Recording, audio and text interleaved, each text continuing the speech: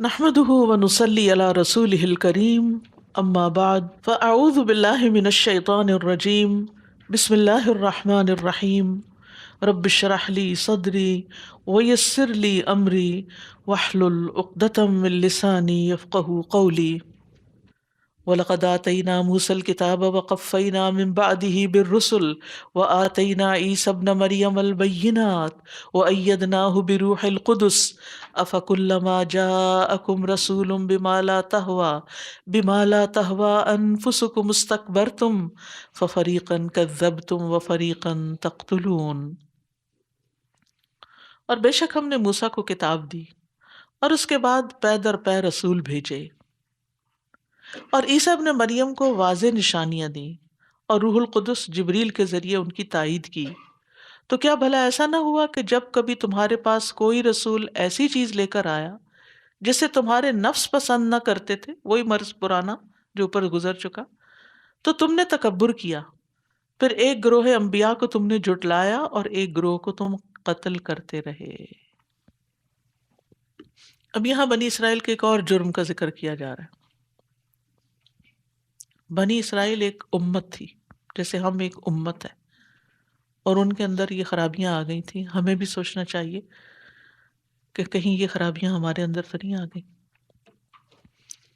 اب دیکھیے، وہ اللہ کو مانتے تھے، وہ پچھلے سارے رسولوں کو مانتے تھے سوائے عیسیٰ علیہ السلام کے۔ وہ اپنی کتاب کو بھی مانتے تھے، بلکہ پڑھتے تھے، اس کے بڑے بڑے عالم تھے، بڑے دیندار شکلیں تھیں ان کی، لیکن ان اعمال کی وجہ سے رسوائی کا سامنا کرنا پڑا۔ تو بنی اسرائیل کا ایک اور جرم یہاں ذکر کیا جا رہا ہے کہ اللہ نے انہیں تورات دی اور انہوں نے کیا کیا، اس کو نافذ کرنے کی بجائے اس کو جھٹلایا اور پیغمبروں کو ہی مار ڈالا۔ تو ہم نے موسیٰ کو کتاب دی، کون سی کتاب تھی یہ؟ تورات، اور اس کے بعد پے در پے رسول بھیجے، جیسے یوشع علیہ السلام، جیسے یحییٰ علیہ السلام، عیسیٰ علیہ السلام، زکریا علیہ السلام، داؤد اور سلیمان علیہ السلام، یہ سارے ان دو کے بیچ میں آئے، عیسیٰ علیہ السلام اور موسیٰ علیہ السلام کے بیچ میں یہ سارے پیغمبر آئے۔ اور عیسیٰ ابن مریم کو واضح نشانیاں دی، ایک طرف موسیٰ کا ذکر کیا گیا اور دوسری طرف عیسیٰ کا۔ موسیٰ علیہ السلام یعنی کہ پہلے باقاعدہ پیغمبر تھے بنی اسرائیل میں، اور کیونکہ یعقوب علیہ السلام کی اولاد میں سے تھے نا اسحاق علیہ السلام، اور وہ نبی تھے، اسحاق علیہ السلام، یوسف علیہ السلام، یہ تو موسیٰ علیہ السلام رسول تھے۔ تو ہم نے موسیٰ علیہ السلام، اور ان کو کتاب باقاعدہ دی گئی تھی، اور پھر اس کے بعد آخری جو بنی اسرائیل کی طرف رسول بھیجے گئے تھے وہ عیسیٰ علیہ السلام تھے۔ تو ان کے بیچ میں بھی کئی رسول آئے، ٹھیک ہے، تو پہلے اور آخری کا ذکر کر کے بیچ والوں کا سرسری ذکر کر دیا گیا۔ اور عیسیٰ ابن مریم کو ہم نے واضح نشانیاں دیں، اور روح القدس کے ساتھ، روح القدس کون تھے؟ جبریل علیہ السلام کے ساتھ ان کی تائید کی۔ اور وہ تائید کیا تھی کہ وہ پنگھوڑے میں بات کر رہے تھے، اور اسی طرح اللہ تعالیٰ نے ان کو جب بنی اسرائیل نے مارنا چاہا تو بچا لیا۔ اللہ تعالیٰ پوچھتے ہیں کہ کہیں ایسا نہیں ہو کہ جب بھی کبھی کوئی رسول کوئی ایسی چیز لایا جسے تمہارے نفس پسند نہیں کرتے تھے، تمہارے دلوں کو نہیں لگتی تھی، تمہاری خواہشات غالب آ گئیں، تو تم نے تکبر کیا۔ تکبر کیا ہوتا ہے؟ حق کو جھٹلانا اور لوگوں کو حقیر سمجھنا۔ پیغمبروں کی تم نے عزت نہ کی، ان کو اپنے سامنے حقیر سمجھا، ایک پیغمبروں کو جھٹلا ہی دیا جن میں عیسیٰ علیہ السلام بھی شامل ہیں، ان کو بھی نہیں مانتے، اور ایک گروہ کو قتل کر دیا، حتیٰ کہ یہود نے نبی صلی اللہ علیہ وسلم کو بھی قتل کرنے کی سازش کی تھی۔ جب خیبر فتح ہوا تو رسول اللہ صلی اللہ علیہ وسلم کو ایک بکری بطور ہدیہ پیش کی گئی جس میں زہر بھرا ہوا تھا۔ تو رسول اللہ صلی اللہ علیہ وسلم نے فرمایا یہاں جتنے یہودی ہیں سب کو میرے پاس جمع کرو۔ تو انہیں جمع کیا گیا۔ آپ نے ان سے فرمایا اگر میں ایک بات پوچھوں تو سچ بتاؤ گے؟ انہوں نے کہا ہاں۔ آپ نے فرمایا تم نے اس بکری میں زہر ملایا ہے؟ انہوں نے کہا ہاں۔ آپ نے پوچھا ایسا کیوں کیا ہے؟ انہوں نے کہا ہمارا مقصد یہ تھا کہ اگر آپ جھوٹے ہیں تو ہمیں نجات مل جائے گی، اور اگر آپ نبی ہیں تو یہ زہر آپ کو نقصان نہیں دے گا۔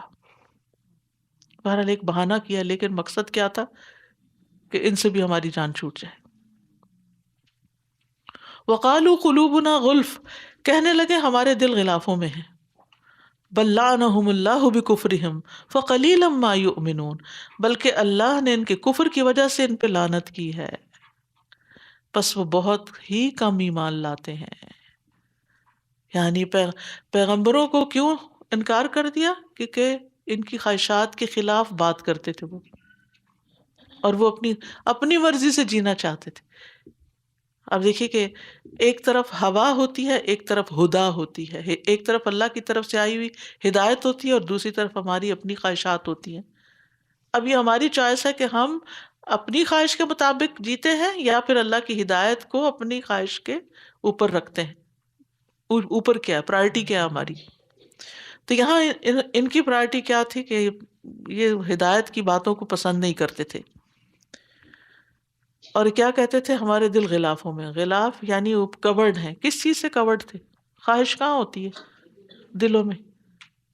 یعنی آپ کی باتیں ہمارے دل تک نہیں پہنچ سکتی ہیں، پیغمبر کی بات، قرآن کی بات دل تک کب نہیں جاتی؟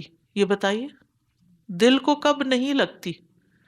جب دل دنیا کی محبت میں ڈوبا ہوا ہوتا ہے، پھر انسان کو گھبراہٹ ہوتی ہے ایسی مجلس سے بھی، قرآن پڑھنے سے بھی کوئی دلچسپی نہیں ہوتی، دین کی بات سننے سے بھی کبھی کوئی شوق نہیں ہوتا دین کی بات سننے کا، کیونکہ دل جو ہے وہ بند ہے، غلف یعنی غلاف چڑھا ہوا، اس پہ بند ہے، کورڈ ہے، اندر کچھ نہیں جا سکتا۔ تو اللہ تعالیٰ فرماتے ہیں کہ یہ فخر کی بات نہیں ہے، یہ تو اللہ کی لعنت کی علامت ہے۔ بل لعنہم اللہ بکفرہم، اللہ کی رحمت سے دوری ہے۔ لعنت کا کیا مطلب ہوتا ہے؟ کہ اللہ کی رحمت نہیں ہو رہی، یعنی جس کے دل پہ قرآن نہیں اترتا، جس کے دل کو قرآن نرم نہیں کرتا، جس کا دل قرآن سن کر پڑھ کر نہیں پسیجتا، وہ اندر سے نہیں ٹوٹتا، وہ ایک نیا انسان نہیں بنتا، تو اس کا مطلب یہ ہے کہ اس پر اللہ تعالیٰ رحمت نہیں کر رہا۔ بل لعنہم اللہ، رحمت سے دور کر دیا۔ کیوں؟ بکفرہم، ان کے انکار کی وجہ سے، ان کے کفر کی وجہ سے۔ فقلیلا ما یؤمنون، یعنی بہت تھوڑا ایمان لاتے، ایمان میں کم ہے۔ ایک اور معنی یہ کیا گیا کہ ان میں سے بہت تھوڑے ایمان والے، بہت کم لوگ مانتے ہیں، زیادہ تر جو ہے وہ نافرمانی کرنے والے ہیں۔ تو ایک ترجمہ یوں کیا جاتا ہے کتنا کم تو وہ ایمان لاتے ہیں، اور ایک یہ کہ کتنے تھوڑے ہیں ان میں سے جو ایمان لاتے ہیں۔ وَلَمَّا جَاءَهُمْ كِتَابٌ مِّنْ عِندِ اللَّهِ مُصَدِّقٌ لِّمَا مَعَهُمْ وَكَانُوا مِن قَبْلُ يَسْتَفْتِحُونَ عَلَى الَّذِينَ كَفَرُوا فَلَمَّا جَاءَهُم مَّا عَرَفُوا كَفَرُوا بِهِ فَلَعْنَةُ اللَّهِ عَلَى الْكَافِرِينَ، اور جب اللہ کی طرف سے ان کے پاس ایک کتاب آ گئی جو اس کی تصدیق کرنے والی ہے جو ان کے پاس ہے، حالانکہ اس سے پہلے وہ کفر کرنے والوں کے خلاف فتح مانگا کرتے تھے، بس جب ان کے پاس وہ آ گیا جسے وہ پہچان گئے تو انہوں نے اس کا انکار کر دیا، بس اللہ کی لعنت ہے انکار کرنے والوں پر۔ اب یہاں پر ان کے پاس ایک کتاب آ گئی، یہ کون سی کتاب ہے؟ قرآن مجید آ گیا۔ قرآن مجید کیا کر رہا ہے؟ مصدقن، تصدیق کر رہا ہے، ویریفائی کر رہا ہے، لما معہم، جو ان کے پاس ہے، وہ کیا ہے؟ تورات۔ یعنی قرآن میں وہی مضامین ہیں جو تورات میں تھے، اور یہ تورات پڑھتے تھے، ان کو پتہ ہے یہ تو وہی چیزیں ہیں، یہ تو فوراً پہچان لیتے، لیکن انہوں نے پہچاننا ہی نہیں چاہا، جاننا ہی نہیں چاہا۔ وَكَانُوا مِن قَبْلُ، اور اس سے پہلے یعنی پیغمبر کے آنے سے پہلے، محمد صلی اللہ علیہ وسلم کے آنے سے پہلے، وہ کفر کرنے والوں کے خلاف فتح مانگا کرتے تھے، اور کیا کہتے تھے مشرکین کو، اوس اور خزرج کو، کہ ایک پیغمبر آئے گا اور پھر وہ ہم اس کے ساتھ مل کے تمہارے خلاف جنگ کریں گے اور تمہیں ختم کر دیں گے، اور وہ انتظار میں تھے، لیکن ان کا خیال یہ تھا کہ وہ شاید بنی اسرائیل میں سے ہی آئے۔ بس جب ان کے پاس وہ آ گیا، یعنی محمد صلی اللہ علیہ وسلم آ پہنچے، جسے وہ پہچان گئے، کیونکہ اللہ کو تو پتا تھا کہ پہچانا کہ نہیں، تو انہوں نے انکار کر دیا۔ کیوں انکار کر دیا تھا؟ کیا وجہ تھی کہ یہ ہماری قوم میں سے کیوں نہیں آئے؟ بظاہر یہ بہانہ تھا، حالانکہ اپنی قوم میں سے آنے والوں کا بھی انہوں نے کیا حال کیا، ان کا بھی انکار کیا اور ان کو بھی قتل کیا۔ کس بنا پر؟ کہ ہماری خواہشات کی تکمیل سے یہ کیوں روکتے ہیں ہمیں؟ بس اللہ کی لعنت ہے انکار کرنے والوں پر۔ فلعنۃ اللہ علی الکافرین بئس ما اشتروا به انفسهم ان يكفروا بما انزل الله بغيا ان ينزل الله من فضله على من يشاء من عباده فباءوا بغضب على غضب وللكافرين عذاب مهين.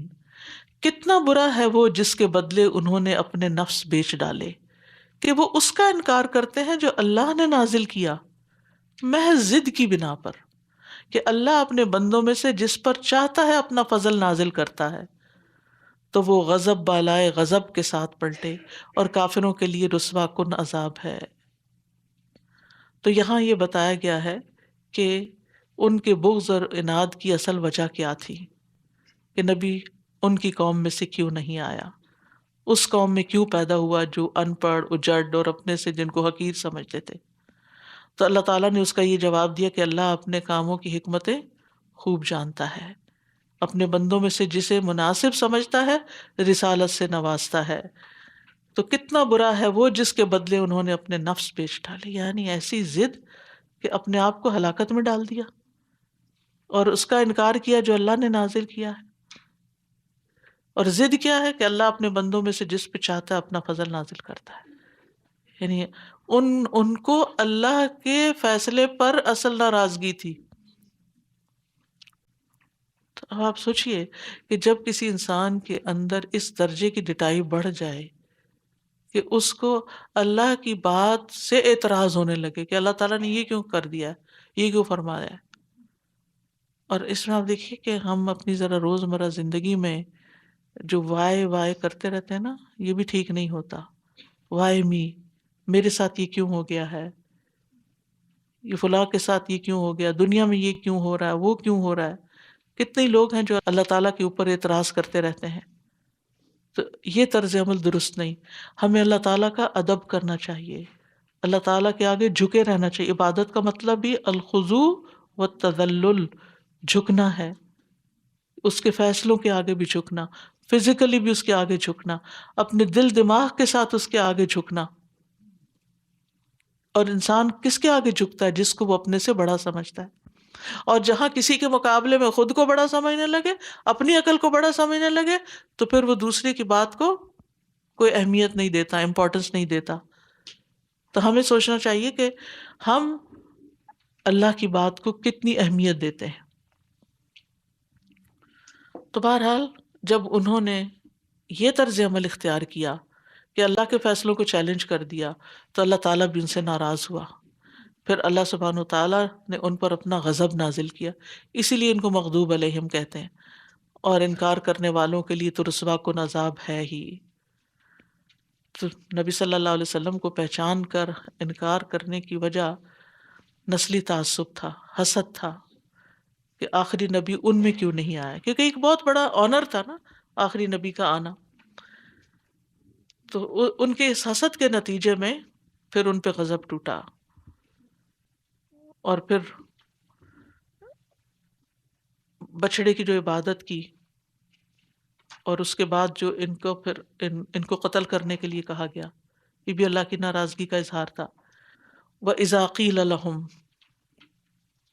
اور جب ان سے کہا جاتا ہے آمنوا بما انزل اللہ قالوا نؤمن بما انزل علینا ویکفرون بما وراءہ وهو الحق مصدقا لما معهم قل فلم تقتلون انبیاء اللہ من قبل ان کنتم مؤمنین. اور جب ان سے کہا جاتا ہے کہ اس پر ایمان لاؤ جو اللہ نے نازل کیا، وہ کیا ہے؟ قرآن. کہتے ہیں ہم تو اسی کو مانیں گے جو ہم پر نازل کیا گیا، وہ کیا ہے؟ تورات. اور اس کے علاوہ کا وہ انکار کرتے ہیں. انجیل کا بھی جو عیسیٰ علیہ السلام پر نازل ہوئی اس کو بھی نہیں مانتے، اور اور قرآن کا بھی جو محمد صلی اللہ علیہ وسلم پر نازل ہوا. فرمایا حالانکہ وہ حق ہے، یعنی قرآن حق ہے، اور اس کتاب کی تصدیق کرنے والا ہے جو ان کے پاس پہلے سے موجود ہے. کون سی کتاب؟ تورات. کہہ دیجئے اگر تم ماننے والے ہو تو اس سے پہلے اللہ کے نبیوں کو کیوں قتل کرتے رہے. یعنی اگر تمہارے انکار کی یہ وجہ ویلڈ ہے، کون سی وجہ؟ کہ ہمارے پاس اگر پیغمبر آتا تو ہم ضرور مانتے. تو جو تمہارے پاس آئے تھے ان کے ساتھ تم نے کیا سلوک کیا؟ یعنی اللہ سبحانہ تعالیٰ ان کی اس حجت کا ابطال کرے. ابطال ہوتا ہے اس کو باطل قرار دینے، کہ تمہارا یہ بہانہ بھی بالکل غلط ہے کہ اگر ہمارے پاس ہماری نسل میں پیغمبر آتا اور یہ قرآن ہم پر نازل کیا جاتا تو ہم ضرور اس کو مان لیتے. تو پچھلے پیغمبروں کا انکار کیوں کیا؟ تو یہود کے اپنی کتاب پر ایمان کے دعوے کی بھی تردید کی جا رہی ہے کہ تمہارا تورات پر بھی ایمان درست نہیں، کیونکہ اگر تورات پر تمہارا ایمان درست ہوتا تو پھر تم انبیاء کو قتل نہ کرتے. اور تورات میں کیا لکھا ہوا تھا کہ ایک آخری نبی آئے گا، تو پھر تم محمد صلی اللہ علیہ وسلم کا بھی انکار نہ کرتے. اصل بات یہ ہے کہ اگر ایمان درست ہونا تو ہی انسان کے عمل درست ہو سکتے. جہاں ایمان میں کمزوری ہو، جہاں ایمان میں خرابی ہو، نقص ہو، تو عمل میں نقص لازم آتا ہے. اس لیے ہمیں اپنے اللہ پر ایمان کا پوری طرح جائزہ لینا چاہیے اور سمجھنا بھی چاہیے کہ ایمان ہے کیا، اور پھر جس رب پر ہم ایمان لائیں اس کو بھی پہچاننا چاہیے.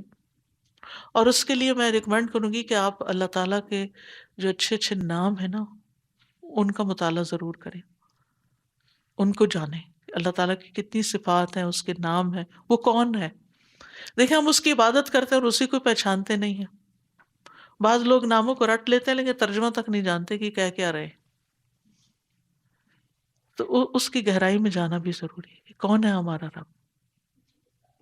جتنی پہچان زیادہ ہوگی نا اتنے اس کے اچھی اچھی صفات سامنے آئیں گی، اور جب اس کی اچھی اچھی صفات سامنے آئیں گی نا تو اتنی محبت زیادہ ہوگی. دیکھیں نا کچھ لوگوں کو تو آپ اس لیے محبت کرتے کہ وہ آپ کے خاندان میں سے ہوتے ہیں، یعنی آپ کے بچے ہیں یا آپ کے بہن بھائی ہیں تو قدرتی ایک محبت ہوتی ہے، خون کی کشش ہوتی ہے. لیکن اس خاندان سے باہر آپ کس سے محبت کرتے ہیں؟ یا آپ دین کی وجہ سے کرتے ہیں، یا کسی کے حسن کی یا اداکاری کی وجہ سے کرتے ہیں، یا کسی کے اچھا پلیئر ہونے کی وجہ سے کرتے ہیں، مختلف. تو وہ ایکٹر سے لوگ کیوں محبت کرتے ہیں؟ کس کی وجہ سے؟ ایکٹنگ کی وجہ سے یا ان کے حسن کی وجہ سے. کچھ ٹریٹس ہوتے ہیں نا، ٹھیک ہے. اسی طرح اور بھی کچھ لوگ. تو جو لوگ ہمارے رشتہ دار نہیں ہوتے یا ہمارے مثلا دین میں نہیں ہوتے اور پھر اس سے باہر، تو کچھ ان کی خصوصیات اور ان کی کچھ چیزیں ایسی ہوتی ہیں جن کی وجہ سے ہم ان سے محبت کرتے ہیں. اور اس کے بارے میں جاننے کے لیے کبھی کبھی نا جب نیوز پڑھ رہے ہوتے ہیں نا تو میں سوچتی ہوں کہ ایک پورا وہ حصہ ہوتا ہے نا نیوز میں جس میں اطلاعات ہوتی ہیں. تو مجھے کبھی اس سے انٹرسٹ نہیں رہا کہ اس کا بچہ پیدا ہو گیا، اس کا افیئر ہو گیا، اس کا فلانا ہو گیا، اس کا فلانا ہو گیا، یہ جی گیا، یہ اس کو یہ مشکل لاحق ہو گئی، تو وہ وہاں جا رہا ہے، وہ وہاں. تو میں کہتی ہیں یہ کوئی خبریں ہیں، ان کو خبر کیسے کہہ سکتے ہیں؟ لیکن ظاہر ہے جو لوگ ان سے محبت کرتے ہیں ان کے لیے تو بہت بڑی چیز ہے. ان کا کھانا پینا اٹھنا بیٹھنا لباس ایک ایک چیز، کیونکہ وہ جاننا چاہتے ہیں کہ جن سے ہم محبت کرتے ہیں وہ کر کیا رہے ہیں. ان کے پیچھے پیچھے ان کو فالو کرتے ہیں، لائک کرتے ہیں. ٹھیک ہے. ان مثالوں سے بات جو سمجھانا میری مقصود ہے وہ یہ کہ کسی سے محبت ہو نہیں سکتی جب تک ہم اس کو جانتے نہیں، اور محبت باقی نہیں رہتی جب تک ہم اس کو فالو نہیں کرتے. اسی لیے کل ان کنتم تحبون اللہ فاتبعونی، کہہ دیجیے اگر تم اللہ سے محبت کرتے تو میرا اتباع کرو، محمد صلی اللہ علیہ وسلم کو فالو کرو. اور فالو کس کو کر سکتے ہیں؟ جو نظر آ رہا ہو، جس کو ہم دیکھتے ہوں، جس کو ہم جانتے ہیں، جس کو ہم پہچانتے ہو. تو اللہ سبحانہ تعالیٰ سے جو محبت کے دعوے کرتے رہتے ہیں نا، یہ کوئی اتنی کامل محبت نہیں ہے. جتنا اس کو جانیں گے پہچانیں گے اس کی صفات سے کے ذریعے اتنی پھر زیادہ محبت ہوگی. اور وہ ایسی محبت ہے کہ پھر انسان اس محبت کی خاطر کچھ بھی قربان کر سکتا ہے، کچھ بھی چھوڑ سکتا ہے. وہ محبت کیسی محبت ہے کہ جس کی وجہ سے انسان ٹس سے مس نہ ہو، نہ کوئی چیز اختیار کرے اور نہ کوئی چیز چھوڑنے کو راضی ہو، بس خالی زبانی محبت کے دعوے. تو اس لیے ایمان جو ہے، جب اللہ پر ایمان آتا ہے اور پھر اللہ سے محبت ہوتی ہے اور اللہ تعالیٰ کا خوف بھی آتا ہے، کیونکہ ہمیشہ محبت کے ساتھ خوف بھی ہوگا. یاد رکھیے محبت اکیلی نہیں ہوتی، جہاں محبت ہوگی وہاں خوف ہوگا. اب اس کی ڈیٹیل میں جانے کا وقت نہیں ہے، لیکن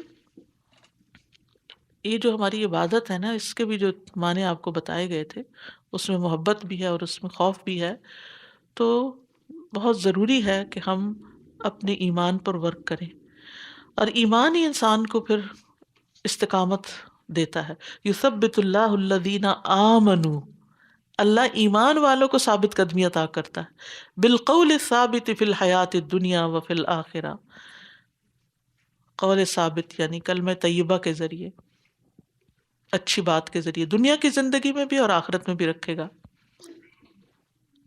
ایمان ہی اللہ کا فرما بردار بناتا ہے ہمیں، ایمان ہی انسان کو اخلاص عطا کرتا ہے. ایمان کے ذریعے انسان نافرمانیوں سے بچتا ہے، گناہوں سے بچتا ہے. نبی صلی اللہ علیہ وسلم نے فرمایا، بے شک مومن اپنے گناہوں کو ایسے محسوس کرتا ہے جیسے وہ کسی پہاڑ کے نیچے بیٹھا ہو اور ڈرتا ہے کہ کہیں اس کے اوپر نہ گر جائے. یعنی اس کو چھوٹا سا گناہ بھی بڑا بھاری لگتا ہے، یہ کیوں ہو رہا ہے، یہ میرے اندر سے نکل جانی چاہیے عادت. اور جو منافق ہوتا ہے وہ بڑے سے بڑے گناہ کو ایسے لیتے ہیں جیسے ناک پہ بیٹھی مکھی اور یوں اڑا دیا اس نے، کوئی بات ہی نہ ہو. پھر فرمایا وَلَقَدْ جَاءَكُم مُوسَىٰ بِالْبَيِّنَاتِ ثُمَّ اتَّخَذْتُمُ الْعِجْلَ مِن بَعْدِهِ وَأَنتُمْ ظَالِمُونَ، اور یقیناً موسیٰ تمہارے پاس واضح نشانیاں لے کر آئے، پھر تم نے ان کے بعد بچڑے کو معبود بنا لیا اور تم ہی ظالم ہو. موسیٰ علیہ السلام کو اللہ تعالیٰ نے بے پناہ معجزات دیے تھے، روشن دلائل دیے تھے. ان کا ہاتھ روشن ہو جاتا تھا جب وہ نکالتے تھے بغل سے، عصا سانپ بن جاتا تھا، عصا کے ذریعے پتھر سے چشمے پھوٹے، عصا کے ذریعے سمندر ان کے لیے رستہ بنا گیا، سمندر پہ رستہ بنا. یعنی بے شمار چیزیں تھیں جس سے ان کو پکا یقین تھا کہ یہ اللہ کے رسول ہیں. اور سب سے بڑی دلیل کیا کہ ان کو سمندر پار کرا کے لے گئے تھے، فرعونیوں سے نجات دلائی تھی. اتنے احسانات تھے موسیٰ علیہ السلام کے بنو اسرائیل پہ، لیکن اس کے باوجود انہوں نے ان کو بہت تنگ کیا، ان کی بات مان کے نہیں دیتے تھے. تو اللہ تعالیٰ فرماتے ہیں موسیٰ تمہارے پاس بہت سی نشانیاں لائے تھے، پھر بھی تم نے اس کے جانے کے بعد بچڑے کو معبود بنا لی، اتنی جلدی بے وفائی کر لی کہ جس چیز کی طرح وہ تمہیں بلا رہے تھے وہ چھوڑ کے کسی اور راستے پہ چل پڑے. وَأَنْتُمْ ظَالِمُونَ، اور تم ظالم تھے.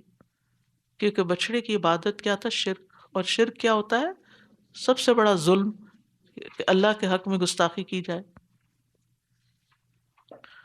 تو یاد رکھیے کہ جو شخص کسی محسن کا احسان نہ مانے نا، وہ ظالم ہوتا ہے. اور وہ دوسرے پر ظلم تو کر رہا ہوتا ہے لیکن دراصل اپنے آپ پر ہی کر رہا ہوتا ہے، احسان فراموشی کر کے. پیغمبر کے ساتھ سب سے بڑا احسان کیا ہے، یا اس کے احسان کا جواب کیا ہو سکتا ہے؟ کہ اس کی اطاعت کی جائے، اس کو فالو کیا جائے، اس کی بات مانی جائے. نیکسٹ آیت ہے وَإِذْ أَخَذْنَا مِيثَاقَكُمْ وَرَفَعْنَا فَوْقَكُمُ الطُّورَ خُذُوا مَا آتَيْنَاكُمْ بِقُوَّةٍ وَاسْمَعُوا قَالُوا سَمِعْنَا وَعَصَيْنَا وَأُشْرِبُوا فِي قُلُوبِهِمُ الْعِجْلَ بِكُفْرِهِمْ قُلْ بِئْسَ مَا يَأْمُرُكُمْ بِهِ إِيمَانُكُمْ إِن كُنتُم مُؤْمِنِينَ.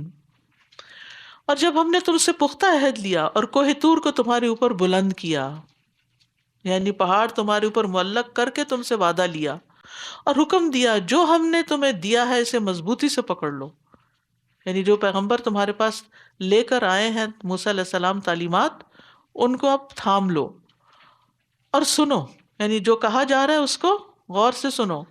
انہوں نے کہا ہم نے سن لیا اور ہم نے نافرمانی کی. صحابہ کرام میں اور موسیٰ علیہ السلام کے جو فالوورز، یعنی موسیٰ علیہ السلام کی قوم، ان دونوں میں فرق کیا تھا؟ صحابہ نے کیا کہا؟ وَقَالُوا سَمِعْنَا وَأَطَعْنَا، ہم نے سنا اور ہم نے اطاعت کی. انہوں نے کیا کہا؟ سَمِعْنَا وَعَصَيْنَا. اللہ اکبر. سن تو لیا لیکن یہ مان نہیں سکتے ہم، یہ ہم سے نہیں مانا جائے گا.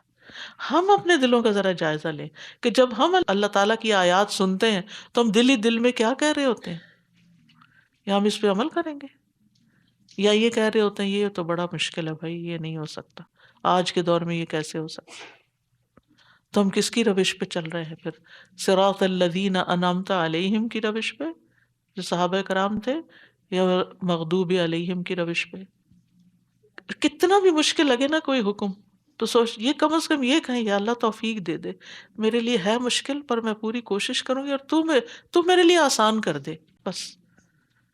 لیکن چھوٹتے ہی یہ کہنا بھائی یہ نہیں ہو سکتا، اٹس ناٹ پاسبل، یہ نہیں ہونا چاہیے ہمارا رویہ۔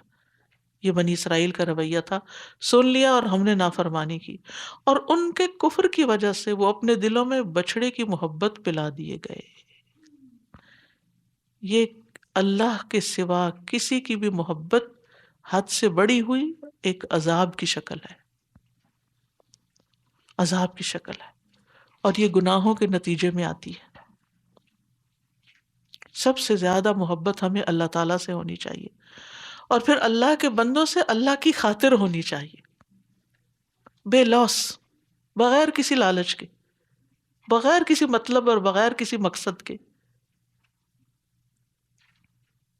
کہہ دیجئے کتنا برا ہے وہ کام جس کا حکم تمہارا ایمان تمہیں دیتا ہے، اگر تم مومن ہو، اگر اپنے آپ کو بڑے مومن سمجھتے ہو۔ تو یہ جو محبت اور عقیدت ہوتی ہے نا، یہ بھی پانی کی طرح ہوتی ہے جو دلوں کو پلا دی جاتی۔ پانی جیسے سیراب کر دیتا نا، پانی پی کے آپ کا پورا جسم کیا محسوس کرتا، پانی کی کمی ہو تو سارے جسم میں بے چینی ہوتی، اور جب پانی پی لیتے ہیں تو سیرابی سارے جسم میں آ جاتی۔ اسی طرح محبت جب انسان کے اندر آتی ہے نا، تو وہ صرف دل کو نہیں بلکہ پورے جسم میں ایک خوشی کی لہر دوڑ جاتی ہے۔ تو اس آیت سے یہ پتہ چلتا ہے کہ ایمان جو ہوتا ہے وہ خیر کی راہ دکھاتا ہے، ٹھیک ہے، اور ایمان کا انکار یا اللہ کی اطاعت کا انکار جو ہے وہ انسان کو شر کی طرف لے جاتا ہے۔ کیونکہ اب آپ دیکھیے، انہیں کہا گیا تھا مضبوطی سے پکڑ لو جو ہم نے تمہیں دیا، تو انہوں نے نہیں پکڑا۔ جب اللہ کی کتاب کو نہیں لیا، نہیں پکڑا، تو پھر یعنی جب اللہ کی کتاب سے محبت نہیں ہوئی، اللہ کے کلام سے محبت نہیں ہوئی، تو دل نے تو کہیں نہ کہیں پڑھنا ہی ہے۔ یہ یاد رکھی، یہ جو دل ہے نا، یہ محبت کرنے کے لیے بنا ہے۔ اگر صحیح جگہ نہیں محبت ہوگی نا، تو کسی غلط چیز کی محبت میں مبتلا ہو جائے گا، اور پھر جس چیز سے محبت ہوگی وہی اس کو توڑے گی، وہی اس کے لیے عذاب بن جائے گی۔ اسی لیے آپ دیکھیں کہ جب ہم مثلاً اپنی اولاد ہی ہے نا، جب ہم ان سے اللہ سے بڑھ کے محبت کرنے لگتے ہیں نا، تو پھر کیا ہوتا ہے؟ انہی کی طرف سے جلن اور کڑن آتی ہے اس حصے میں، وہ اتنا ہی پریشان کرتے ہیں، کیونکہ آپ محبت دے رہے ہوتے ہیں اور وہ رسپونڈ نہیں کر رہے ہوتے نا، پھر آپ کا دل کیا کرتا ہے؟ تو پھر آپ اتنی دکھی ہوتے ہیں کہ میں نے ان کے لیے اپنی ہر چیز قربان کر ڈالی ہے اور ان کو پرواہ ہی نہیں ہے، یہ سیدھے منہ بات بھی نہیں کرنا چاہتے۔ کتنا دکھ اور تکلیف ہوتی ہے انسان کو۔ آپ کو اس انڈیوائیڈڈ محبت، ہم کہتے ہیں نا فلاں سے ہم انڈیوائیڈڈ محبت کرتے ہیں، یہ انڈیوائیڈڈ محبت نہ صرف اللہ سے ہونی چاہیے۔ واحد محبت ایسی ہے اللہ سے جو دلوں کو صرف ٹھنڈک دیتی ہے، جس میں کوئی غم نہیں ہوتا، نہ جدائی کا غم، نہ نقصان کا، کیونکہ بچوں سے کرتے ہیں نا تو پھر وہ دور جاتے ہیں تو ہمارے دل اڑ جاتے ہیں۔ جیسے ام موسیٰ کا دل، یہ کوئی بری بات نہیں ہے، وہ قدرتی بات ہے، ایک محبت ہوتی ہے، بچے آنکھوں سے اوجھل ہوتے ہیں تو دل کو تکلیف ہوتی ہے، اور اللہ سے محبت میں تو کہیں جدائی ہے ہی نہیں، جہاں بھی ہو تو، مشرق میں ہو، مغرب میں ہو، دن ہے، رات ہے، صبح ہے، شام ہے، لوگوں کی مجلس میں ہو، اکیلے بیٹھے، ہر جگہ اس کو محسوس کر سکتے ہیں، لا زوال۔ پھر انسانوں سے محبت کرتے وہ بچھڑ جاتے ہیں، وہ مر جاتے ہیں، وہ دھوکہ دے جاتے ہیں، وہ کیا کچھ کر جاتے ہیں، لیکن اللہ سبحانہ تعالیٰ کوئی فنا نہیں ہے، ہمیشہ سے ہمیشہ رہے گا۔ بندے قدر نہیں کرتے، اللہ تعالیٰ قدر کرتے ہیں۔ جب آپ اللہ سے محبت کرتے ہیں تو پھر اللہ تعالیٰ بھی آپ سے محبت کرتا ہے، اور پھر جبریل کو بلاتا ہے اور اس کو میں فلاں سے محبت کرتا، تم بھی کرو. پھر وہ آسمان والے کو اعلان کرتے، جبریل آسمان والوں میں، پھر آسمان والے اس بندے سے محبت کرتے ہیں، پھر زمین پہ وہ محبت اتار دی جاتی ہے. تو اس محبت کے فائدے ہی فائدے ہیں، لیکن وہ ہمیں کرنی نہیں آتی. سب سے زیادہ محبت جو اللہ تعالیٰ سے ہوتی ہے نا، اس کے کلام کے ذریعے ہوتی ہے، اس کے قرآن کے ذریعے. جتنا جتنا آپ پڑھتے جاتے ہیں، جتنی جتنی خوشی آپ کو اس کے ذریعے ملتی جاتی ہے، کہ خود بخود وہ محبت دل میں جگہ بناتی جاتی ہے، اور پھر وہ ہر چیز پر حاوی ہو جاتی. پھر انسان، یہ نہیں کہ انسانوں کی محبت ان کے لیے الگ خانہ ہے، وہ انسانوں سے محبت ہوتی ہے، ان کی قدر بھی ہوتی ہے، ان کو مس بھی کرتے، سب کچھ ہوتا ہے، لیکن ایسی نہیں کہ وہ اگر ہمیں چھوڑ جائیں تو ہم برباد ہی ہو جائیں. لوگ کہتے ہیں نا آئی ایم ڈیوسٹیٹڈ، میں تو تباہ ہو گئی، فلاں نے میرے ساتھ یہ کر دیا. نہیں، وہ جو بھی کوئی کر جائے نا تو پھر انسان اپنے حدود کے اندر ہی رہتا ہے، کوئی فرق نہیں پڑتا ہے. میرا اللہ ہے نا، کوئی بھی چھوڑ جائے میرا اللہ ہے نا. پھر یہ اس طرح کی چیزیں غم نہیں دیتی. انسان ہونے کے ناطے انسان کے اندر خوف بھی ہے، غم بھی ہے، سب چیز، لیکن وہ حد سے نہیں بڑھتے کہ آپ کو برباد کر کے رکھ دیں. اور یہ جتنے ہمارے مسائل ہیں نا، اور جتنے غم دکھ پریشانی، اس کی بنیادی وجہ یہی ہے کہ ہمارے دلوں کا جھکاؤ غلط جگہ پر ہے. کوئی مال کے پیچھے دوڑ رہا ہے، اور کوئی اولاد کے پیچھے، اور کوئی کسی اور کے پیچھے. تو ہمیں اپنا فوکس اور قبلہ درست کرنے کی ضرورت ہے. اور یہ ہوتا کیوں ہے؟ غیر اللہ کی محبت اتنی آتی کیوں ہے؟ کیونکہ جب انسان اللہ کی کتاب کو چھوڑتا ہے. دیکھیں یہاں کی اس آیت کو بڑے غور سے پڑھنے کی ضرورت ہے. دوبارہ ترجمہ کروں گی تاکہ آپ اس کو اچھی طرح سمجھ جائیں. اور جب ہم نے تم سے پختہ عہد لیا اور کوہ طور کو تمہارے اوپر بلند کیا، سر پہ پہاڑ لٹکا ہوا ہے، اور حکم دیا جو ہم نے تمہیں دیا ہے، جو احکامات، جو تورات، اسے مضبوطی سے پکڑ لو، اسے لے لو، اس کو چھوڑا نہ کرو، اور سنا کرو، اسے پڑھتے سنتے رہو. انہوں نے کہا ہم نے سن لیا، پتہ ہے ہمیں کیا ہے اس میں، اور ہم مان نہیں سکتے، ہم نے نافرمانی کی. اور ان کے کفر کی وجہ یہ انکار تھا نا، کہ یہ ہم سے نہیں مانا جاتا، ہم یہ نہیں سب کچھ کر سکتے، اٹس ٹو مچ. تو نتیجہ کیا ہوا؟ وہ عذاب میں مبتلا کر دیے گئے، ان کے دلوں میں بچڑے کی محبت گھر گئی. بچڑا کیا ہے؟ آپ دیکھیں نا، ایک کاف جو ہے اس کی محبت، شدید محبت، کہ اس کی پوجا کرنی شروع کر دی. سبحان اللہ، انسان کتنا نیچے گرتا ہے، کتنا نیچے گرتا ہے. ٹھیک ہے پیٹ سے محبت ہو جاتی ہے، اور جانوروں سے محبت ہو جاتی ہے، لیکن اتنی محبت کہ پھر وہ ہر چیز سے آگے بڑھتے. استغفر اللہ، یہ کیسی سزا ہے، کیسی سزا ہے کہ انسان کا دل رانگ جگہ پر رک کر جائے. کہہ دیجئے کتنا برا ہے وہ کام جس کا حکم تمہارا ایمان تمہیں دیتا ہے، اگر تم مومن ہو.